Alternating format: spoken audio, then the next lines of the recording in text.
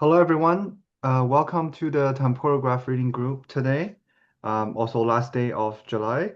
And today we are excited to host um, Marco Sälzer from Germany, from RPTU. It's a bit hard for me to pronounce. Kai? Kaiserslautern Landau. Yeah, totally fine. Okay. Um, And yes, so some quick words about our speaker today. So Marco is a postdoc at the Automated Reasoning Group, led by Anthony Ling at the um, RPTU in Karlslautern, Germany. Previously, he completed his PhD at the University of Kassel under the supervision of Martin Lange.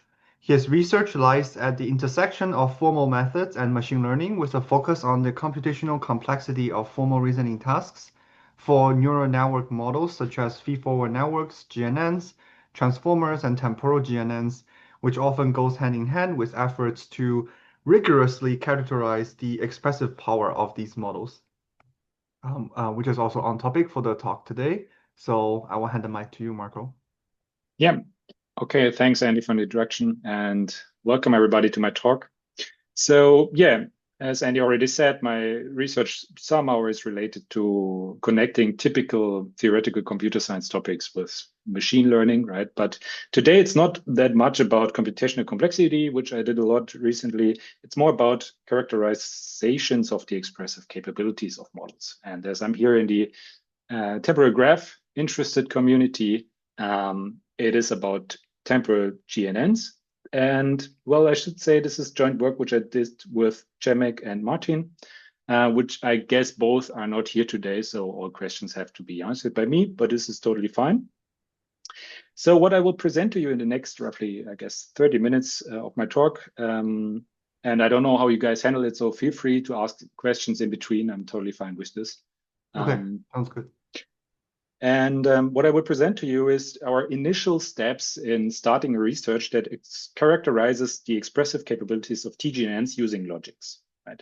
And to explain what this stuff is all about, I will start with an example. So let's assume we have two users of TGNNs. I called them Mary and Bob in this example. And both of them work for the same company, which let's say it's a flight company. And this flight company has temporal data, which I depicted here. It's a bit inspired by the temporal graph benchmark data set, but it's totally artificial here. So I designed it myself.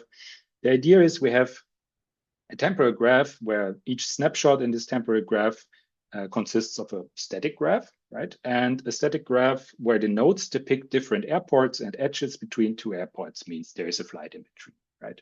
So I tried to model this using airports here in Germany. And whatever the timestamps are, you could think of it's a whole day, which maybe is a bit unrealistic, right? Because from Frankfurt, there would be more than just a single flight in a whole day. But this isn't what this example is about. It is more about the role of Mary and Bob here. So both of them get the following task where they should train TGNNs to solve a task as it's depicted here at the bottom. The idea is they should train a node classifier TGNN where which classifies a temporal graph node based on the following property, namely whether there is a flight from Frankfurt to some other airport A, right? And such that there is yesterday was a flight from this other airport to another airport, which found some specific luggage, right? The idea is that if we want to help customers find their luggage, maybe we can use machine learning, right?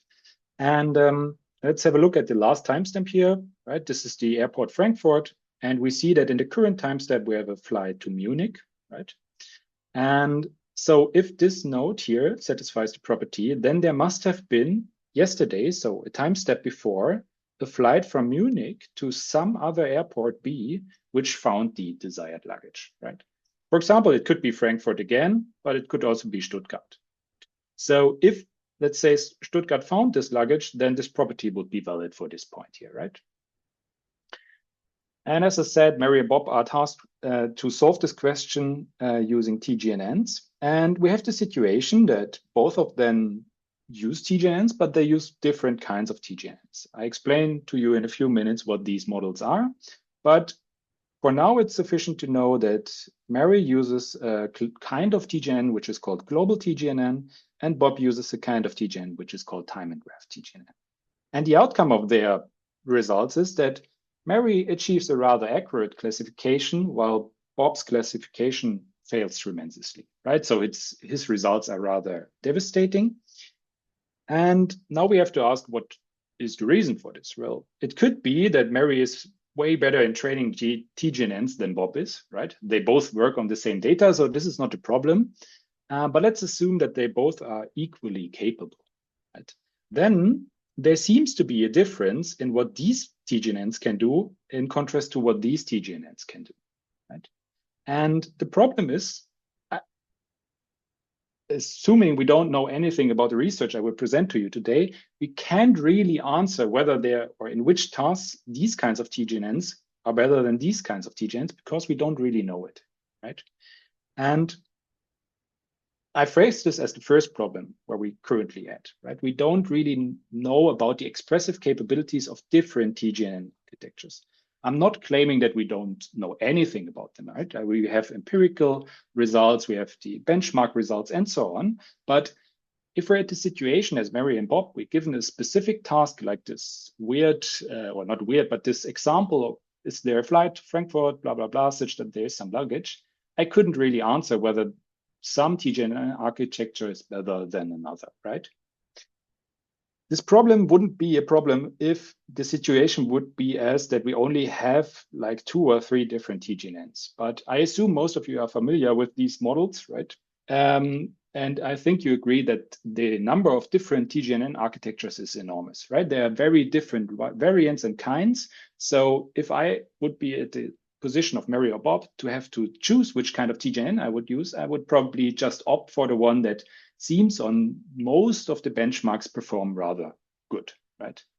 But maybe for the specific task that I have to solve, this specific TGNN is not the best choice. And we can't really answer yet whether this is the case or not.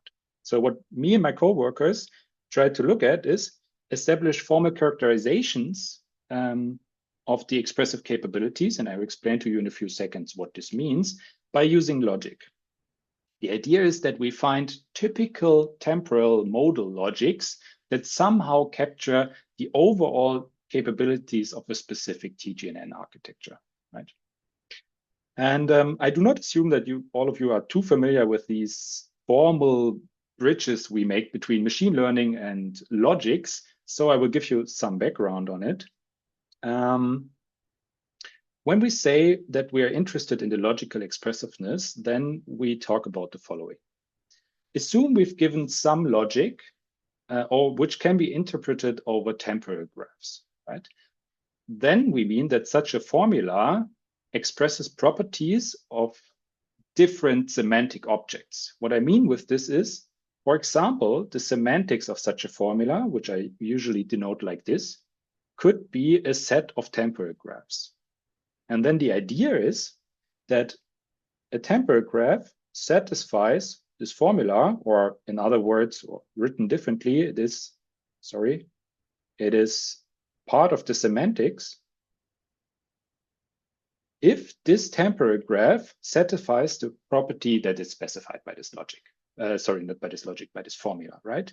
And there can only be 2 different cases. Either this temporal graph satisfies the property or it does not, right? And if we now get back to machine learning or classification tasks, this is the same as a binary classification setting, right? So if we do binary classification of whole temporal graphs, then either the classifier says yes or no, or maybe we give different labels to these 2 answers, but essentially they are Boolean, right? And the same goes if we are interested in doing node classification, right? If we have a logic where the formulas, the semantics of such a formula is not just temporal graphs, but pairs of temporal graphs, nodes, and timestamps, then we can see this as a temporal node classifier in the sense that if a pair of temporal graph, node, and timestamp satisfies the formula or is part of its semantics, then the property is true, right? And the last example it could also be that we could also design logics. I mean, I don't really have to design them because they exist, not connected to TGNs, but there are such logics, which express properties of temporal graphs, pairs of nodes, and timestamps, which is kind of an edge prediction, right? Or edge binary classification setting, where we say, well, if the property is satisfied by this semantic object, this means that at time point t, there is between these two nodes in this temporal graph an edge, right? And this is all we need to know to understand what I mean when I say logical expressiveness, because we're fully, we have all the tools to define it now. So when we care for logical expressiveness, we care about a specific class of TGNNs, which I denote here using this curve T, right? This fancy looking T here. And let's assume we have some logic at hand. Then we say, or we define kind of a lower bound, if it is the case that for all formulas in this logic, there is a TGNN in this class of TGNNs such that the semantics are the same, which means if this is a binary classifier, then it says yes to exactly those temporal graphs or temporal graph node pairs and so on, which are in the semantics. And why do I call this a lower bound? Well, it gives, if we establish such a result for a specific class of TGNNs and a specific logic, then it gives us an understanding of what at least this class of TGNNs is capable of, right? Because everything we can express with this logic, we can do with the TGNN. I'm not claiming we can efficiently train them, but in principle, the architecture allows it, right? So that's why I call it a lower bound. Obviously, we could also do the other way around, namely establishing upper bounds. And then it's, as I said, just the other way around. If we have the situation that for every TGNN in this class of TGNs, there is a formula in this logic such that it exactly captures the semantics, then such a result directly gives us a limit of the capabilities of this architecture or class of TGNNs, right? Because if for every TGNN there's a formula that essentially captures this, well, then we cannot do more than we can express with this logic, right? And to make this idea even clearer, we usually use this kind of notation here, right? Where we say, well, L is less or equal to T, which means that the class of TGNNs is at least as expressive as this logic in this lower bound sense here and the other way around. Okay, so I guess this is clear if there are no questions. But these are like the fundamental basics for the results I'm going to present to you in the next minutes. So just very quickly check. So what you mean is basically if the TGNN cannot is smaller or equal to L. You mean when I make this one here? Yeah. So how do you express when the TGNN cannot do the task? So this would mean that we find a formula in this logic where there is no TGNN that exactly expresses this, right? Okay. And the paper this result is based on, we give such results, and I will show you an example in the end. Okay. The idea is that we construct a specific formula for which we can show if we assume that this TGNN captures some part of the semantics, it will also make mistakes, right? This is kind of a contradictory proof to show such a result. I give you an example at the end. Okay, thanks. Okay, so this is like the basic background. Let's get to the logical expressiveness of TGNNs. And I phrase this as some TGNNs because, well, if we want to establish such rigorous results, we have to make some choices. Because as I said in the beginning, there's a plethora of different TGNN architectures. Right? I guess most of you are familiar with this kind of survey from Longa et al. From 2023, where they establish a taxonomy and have a look at all these different TGNN architectures. Right? And if we want to have such rigorous logical expressiveness results, as I kind of motivated before, then obviously we have to make a choice for a specific class. Right? And we try to be as general as possible in this initial research step here. And so we make two assumptions or restrictions for the models that we consider in the results today. First of all, we look at TGNNs which include MPNN-esque parts. What I mean with this is the TGNN, I mean, a temporal graph is just a sequence of static graphs. Even in the continuous setting, you can see it as a sequence, but also with timed information, obviously. The static graphs are handled by classical static GNNs or message passing neural networks, right? So we assume that the way this TGNN processes the static parts of the temporal graph is essentially the same as this message passing procedure, which we know from classical graph neural networks, right? I assume that you are somewhat familiar with MPNNs or this message passing idea. If not, just ask me. The other assumption we make, or where we make a choice, is we focus on classes of TGNNs which were formalized before. What I mean with this is we're not the first to investigate expressive capabilities of TGNNs in general, because there is some work that tries to understand how TGNNs correspond to specific temporal extensions of graph isomorphism tests.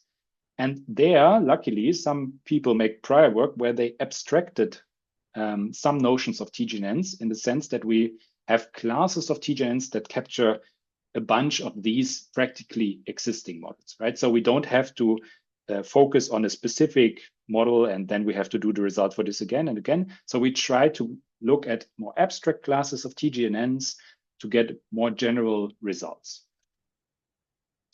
And these classes of TGNNs are the following three. I will explain them visually, at least I try to. The first one is what I usually call a baseline model. It's what one would expect if you come from the static graph learning world, how temporal graph neural networks work, right? The idea is that these recursive TGNNs, they consist of a single static GNN, so which can process static graphs, and it processes a temporal graph in the following way. In the first initial step, we just apply the MPNN to our static graph, right? As we would in a static graph setting. Afterwards, we use the output of the previous time step as input for the next time step. How does it work? Well, let's assume we're in the second time step. Then we again apply our MPNN on this static graph, but also we use information from the previous output. This is what I mean by recursive, right? We recursively apply the MPNN again, if we look from the end of the TGNN, so to speak. And what does it mean in detail? Well, it means if our graph, for example, looks like this, right? We have some edges here, and in the next time step, it looks like this. Right? So let's say here's another edge. Then this small arrow here indicates that the MPNN in the second time step can not only see this blue graph, it can also utilize information which I processed from this red graph before, right? For example, if the MPNN already handled somehow this node in the previous time step, then when I'm here in this next time step, I can also use this information, right? In the sense that we use the same label, or no, we not use the same label, but we have access to the label information of the previous time step in the current time step, right? As one would expect from a recurrent extension of static graph processing. And I call this a baseline model because from a logic perspective, these behave rather nicely, right? And you will see in the end what I mean by this. So another class we consider, we took from literature. It was first introduced by Gao and Ribeiro in their work from 2022. And this is a bit more difficult to explain. And so please feel free to ask questions if you couldn't follow my explanation. The idea is as follows. This time and graph TGNN consists of three parts. It consists of two MPNNs, right? M1 and M2, and also this so-called self function. The idea how this time and graph TGNN processes a graph is as follows. In the initial time step, the graph G1 is handled by this MPNN M1, right? As we have in the static graph case. The MPNN M2 also handles G1, but only sees its structure. What I mean by this is the label information of every node is replaced, at least in the initial step, with some default value. So again, no, I didn't mean to delete it. This MPNN handles the graph G1 as one would expect. That's full information of the graph.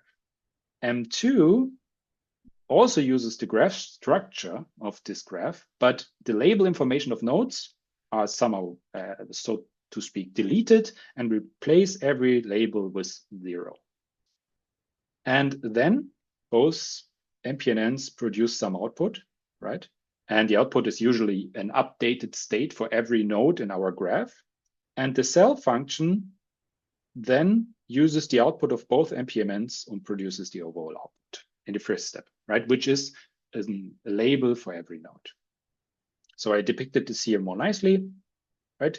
As I drawn on the previous picture, M1 handles the static graph fully, M2 only sees the structure of the graph, but the label information comes from the past. Because we're in the first time step, we have no past, so to speak, so we use some default value. And unsurprisingly, in the following step, we do the same again, but M2 now gets the label information of the previous step, right? For example, let's look at G2. M1 handles G2 fully, right? All the informations are available. M2 only sees the structure of G2, but the labels are replaced by the output of the previous iteration. This is a bit abstract, but this model captures ideas as in the TGNN by Rossi et al. And so on, namely that we only have restricted access to the past. And what do I mean by restricted? Well, let's have a look. M1 sees only present information, right? Because it only has this incoming arrow, right? It only sees the informations of G2. M2, while it sees the structure of G2, it does not see its labels, right? So it has only information about labels from the past, and so the cell function, which gets or combines the output of M2 and M1, does not see the structure of G2, right? So no component in this TGNN at the same time sees the structure of the current graph, its label information, and also the past informations, right? Because it's so distributed between these models. And this leads to the case that these are more restricted in their expressive power, as I will show in the end. Okay, so let's get to the last model we consider. And this one was first introduced by Shemek and his co-author in the recent study from 2025. It's called Global TGNNs. And while they look simple, they are also a bit complicated to explain. They consist of a single message passing neural network. And in the first initial step, we process our temporal graph as one would expect. We simply use as input our graph G1. In the second step, we also have some restricted access to past information. And this is best explained by drawing some edges here, or actually using some graph. Let's use this one. And I guess it would be good to do this. Okay, I hope this works. So the idea is as follows. As I said, in the first time step, we simply only have access to this red graph here. In the second time step, this MPNN processes the blue graph, but has also some access to past information in the following sense. Due to the fact that between these two nodes, there was an edge before, right? This red edge here, I have access to the past information of this node from the perspective of this node, right? So which means that essentially this MPNN here can use the red information, the red information of the node before while processing this node, so to speak, right? So the important fact is I can only access the past of this node due to the fact that we were connected in the past. The other case, which is depicted here, where we have that this and this node are currently connected does not allow me to access from the perspective of this node, this one's past, because in the past, they weren't connected. Right? This seems rather abstract, but this comes from the fact how some TGNN models handle events that come in, right? Because we only store informations of neighbors in the past, not of everyone in the past, right? And so only due to the fact that we are now neighbors doesn't mean that I know your past. And this, again, is a restricted access to past information and makes this overall picture of these three models quite diverse because they all work differently and they all have, at least the second two only have limited access to the past, which, as we will see, little spoiler, makes them from an expressive capabilities perspective incomparable. Okay, so before I can actually present to you the results, I mean, this is the overall way how these global TGNs work, right? Not surprising after this explanation. Let's have a look at the logic we're using. And this is, so to speak, the last thing I have to introduce to you guys. We decided to look at these three different TGN models. And what logic do we use to kind of compare their expressive capabilities? Well, we opted for a very classical one, which is this PTL PYK. It's a product logic of a modal logic and temporal logics. And the syntax is depicted here. So we have Boolean operators, we have some modal operators, and we have temporal operators. And we only define these formulas in the way that their semantics define pairs of temporal graphs, nodes, and timestamps.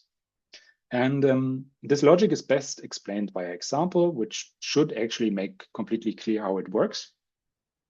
So we have here a formula, and I claim that this temporal graph and this node at timestamp 4 satisfies this formula, right? Now let's have a look why this is the case.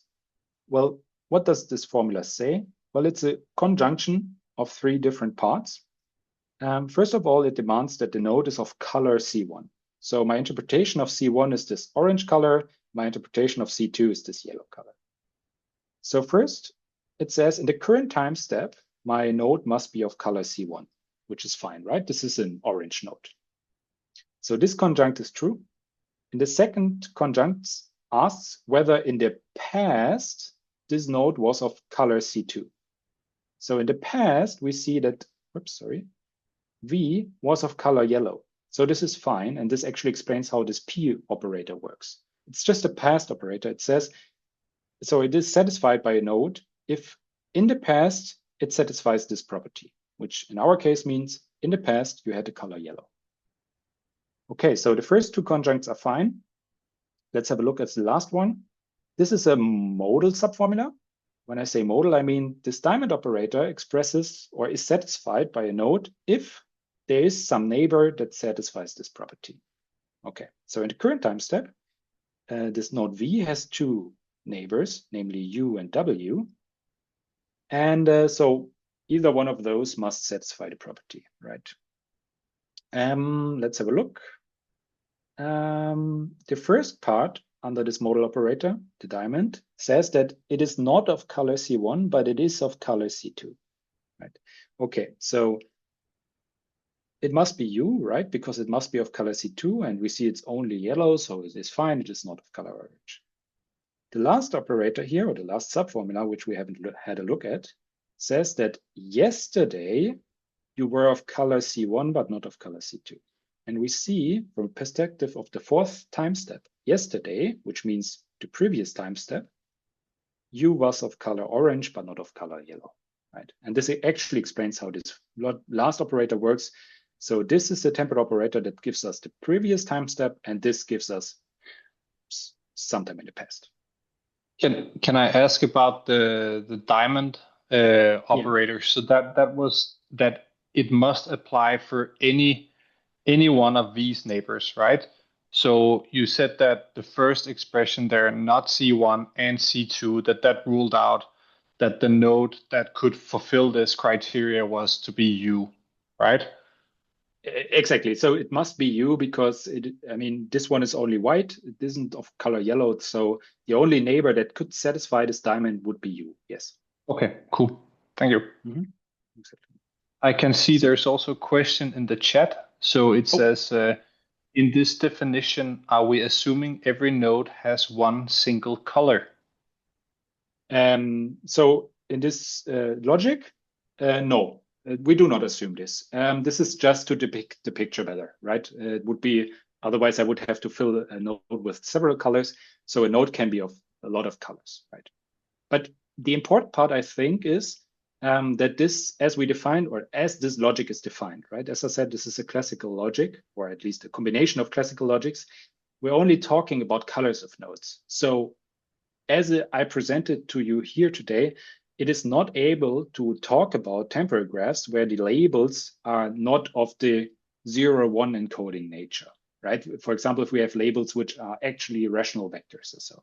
If this would be the case, we would have to introduce an infinite number of propositions here or use some arithmetic inside. But we opted for a classical version, yes.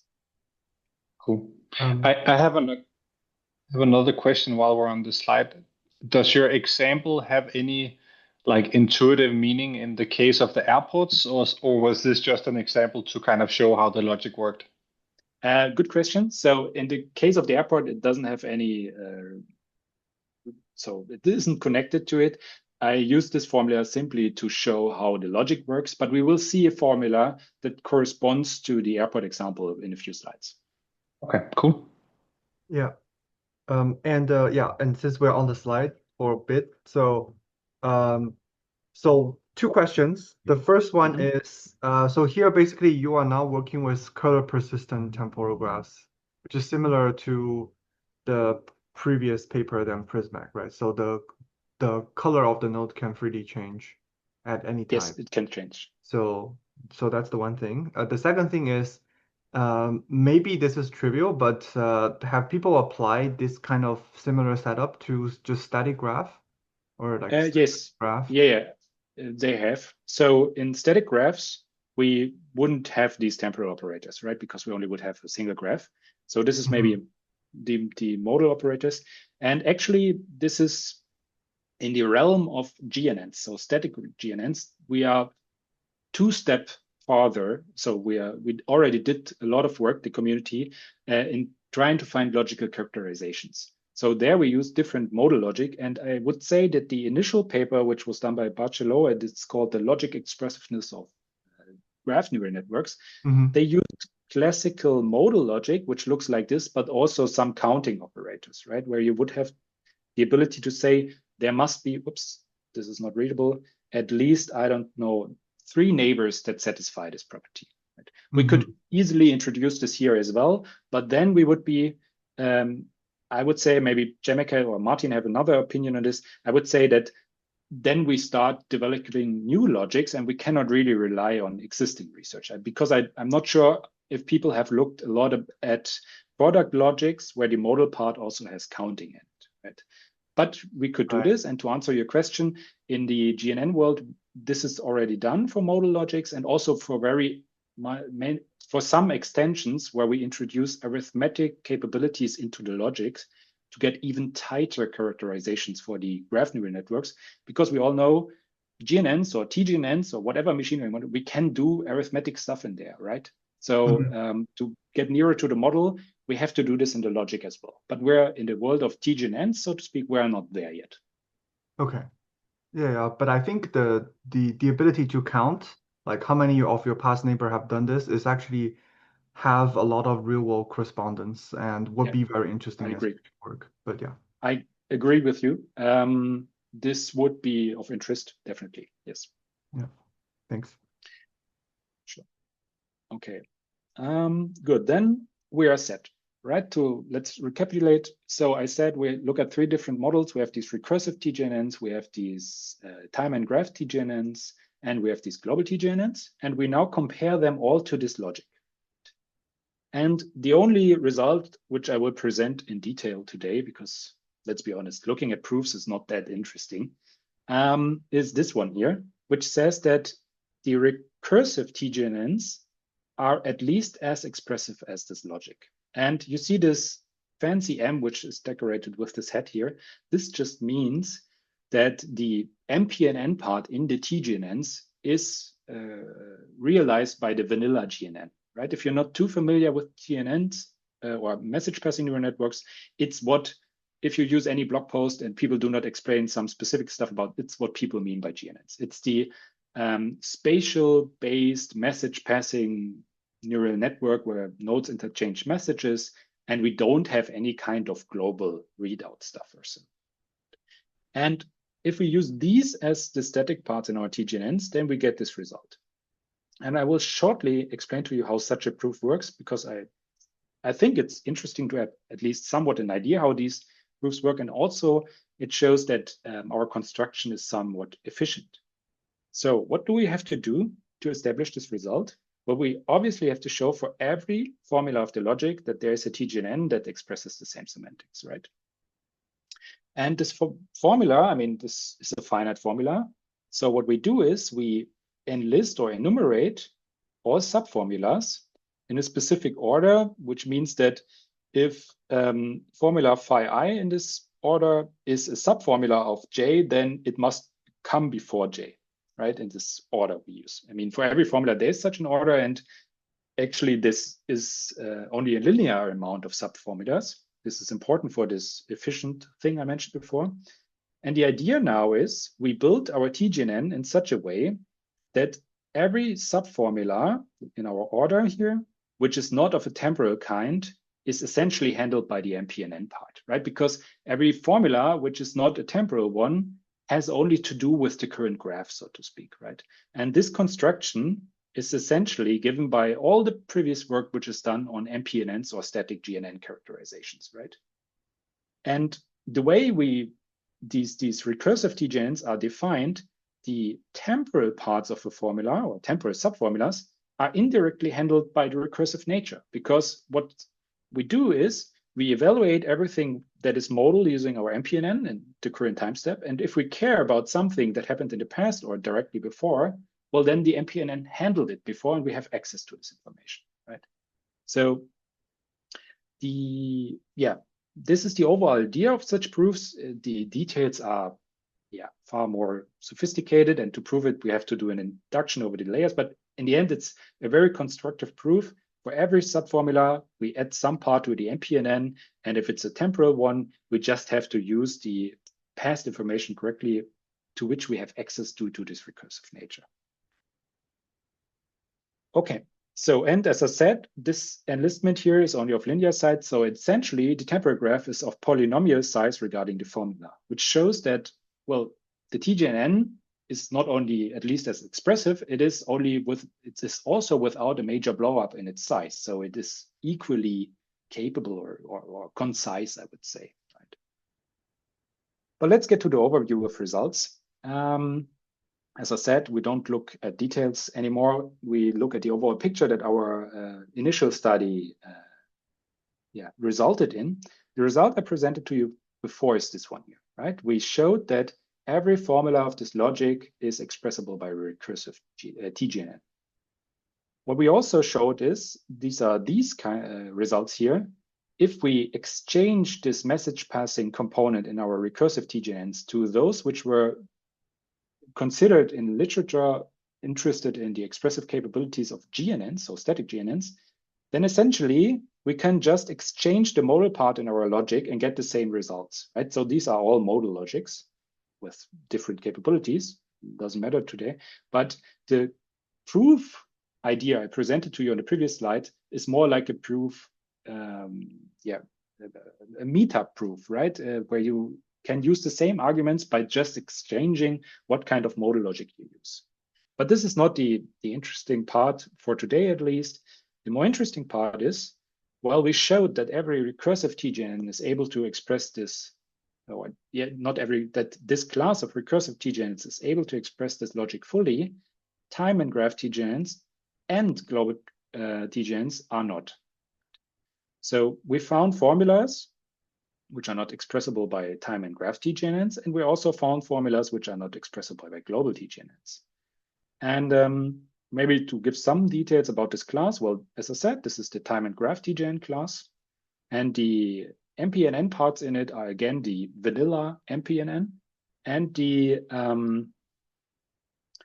the cell functions are represented by some learnable function. I think in the usual case, it's like a gated recurrent unit or something, but we don't really need this. For this results that we establish, we don't need the full power of this. We just say, well, the cell function is some learnable function.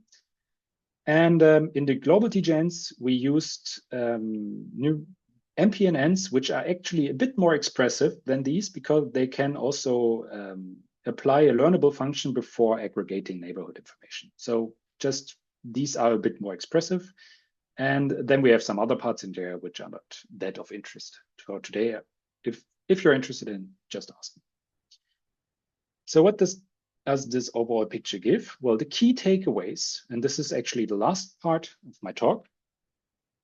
First of all, we showed that there are tasks that can be solved by these recursive TGNNs, but not by any TGNN of the time and graph kind or global kind, right? And the reason for this is that these TGNs can express every property expressible by this logic, but these TGNs cannot, and these also cannot do this, right? And the same holds for time and graph versus global TGNNs, which, as I said in the beginning, or already spoiled, makes them incomparable. And the example for the second key takeaway here is this formula. This formula expresses, so a temporal graph node and timestamp satisfies this formula if the node has a neighbor which satisfies some property such that yesterday it had a neighbor which also satisfied, which satisfied another property. And let's think of the airport example again. We asked whether there is Frankfurt, right? There is some neighbor such that yesterday this neighbor found the luggage. So I'm trying to draw luggage here. Well, yeah, I guess you can see what it means. Yeah? And this is actually what this formula expresses, right? So this minimal example showed me when I designed this talk that such stuff could not be expressed by time and graph TGNNs, but it can be by global TGNNs. And maybe given the explanation of time and graph TGNNs I gave you when I introduced them, we can already see why this cannot be expressed by these kinds of models. When I explained to you time and graph TGNNs, I said that, well, consists of three different components, right? The MPNN that handles the current snapshot graph, the MPNN that works on the current snapshot structure, but only sees the past labels, so to speak, and the cell function. And to express this formula, you have to find a neighbor with some current property and some past property, which essentially means you have to see the structure as well as present information and past information. And this is not doable by any component in the time and graph TGNN. So you can show that independent of how long you learn and what kind of training data you use, you won't be able to exactly capture the semantics of this formula, right? But otherwise, it can be done by a global TGN because the past information that we access in this formula is combined with the neighbor, right? So we only asking, was there a neighbor in the past? And as I explained to you, the global TGNs, they can do this. And there are two other results of this kind where we found a formula which cannot be expressed by a global TGN, but other way. But yeah, it is always the same idea that, to summarize my talk or come to an end, by establishing such results, right, where we showed that some logical property is expressible by some classes or by other classes it is not, we get immediate insights what kind of properties some specific architectures may struggle on while others do not. And this makes this line of research so interesting to me, hope to you as well, because from formulas, we directly see the properties that may some models struggle with and others not, compared to maybe some other forms of formally addressing the expressive capabilities of TGNs. Yeah, and this brings me to the end of my talk. Thanks to you. Yeah, Yeah, thanks for the great talk. Super interesting at the end, and somehow you cycle back to find the luggage example, which is pretty cool. Um, so, yeah, I think this is very interesting. I was just trying to think about this actually can guide design for new architectures, right? Which is kind of super Yeah, cool to see from a theoretical work. Yeah. I totally agree with you. And I guess this is where this line of research should go. And as I said, similar efforts are made in the realm of GNNs or also in transformers, and they are a bit further ahead of us. And in the sense that they already try to see what kind of architectural changes we need to make to be able to express specific stuff, right? So if one has a look at these results and go a bit more into the detail, you see what's missing, right? I tried to explain this with this time and graph, and then you maybe understand, but there the theoreticians and the practitioners have to go hand in hand. We see what we can add to the models if they fail to learn some tasks which we actually want to handle with these models. And but I would say this is even two steps ahead. I would say the first step, these results also show how to, I mean, it guides model selection, right? Because if you know I want to do stuff like in this airport example, then given our results, it's maybe not the best idea to use time and graph TGNNs, right? And the last thing is by connecting logics and TGNNs or any machine learning model, we also open ways to do verification or explainability, right? Because if we can, for example, extract logics from TGNs, so establish upper bounds, which I did not present today, but if we could do this, and in other lines of research, we are already doing this, then we get better readable formalisms on what these models actually do, right? So this is also what this line of research can contribute to. Yeah. I was curious if there, because we already kind of touched on one way that the logic could be, extended by counting neighbors in a given snapshot or something. Are there other like things where you think, okay, maybe this could be a cool addition to the logic, or? Yeah, definitely. So there are actually so many additions that we struggle which to look at next. One is, as you mentioned, right? We could extend the modal parts by saying that we do some counting. We could also do the atomic formulas instead of just colors. We could allow for, let's say, arithmetic expressions, right? Where we have 3 times x1 plus x2 must be less or equal to 4, right? Could work. So do some arithmetic on labels. But another interesting kind, which I guess is, oops, sorry, that we add temporal information to our temporal operators. I think I draw this here. For example, if we do something like, now let's use the past operator, something like this, where we add an interval to it, let's say to 3, then this could be interpreted as sometime in the past, 1 to 3 time steps away, right? So we could not only talk about anywhere in the past, but maybe about specific time points. And it depends a bit on how we use TGNNs or how we do, or what are we interested in temporal graph learning, whether such kinds of things are of interest. But from my naive perspective, I would say it is of interest, right? Because sometimes I want to know if 10 Given steps in the time. past, yeah, maybe something happened and now something shouldn't change or something like this, right? So this would be another extension of this. And I guess so right now you could kind of do several P's, right? So that would kind of shift it. So you wouldn't look like yesterday, or you wouldn't look yesterday, maybe you could do 3 or 2, but couldn't you just add another operator? So it's like, oh, this should be true yesterday and the day before yesterday, but not in the past, Exactly. or something like that.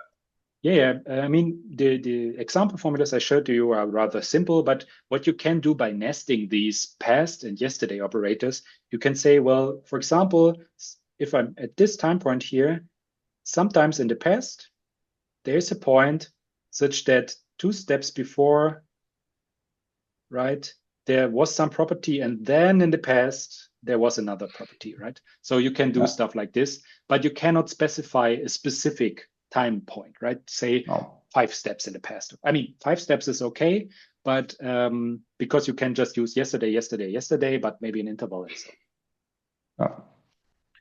Cool. Yeah.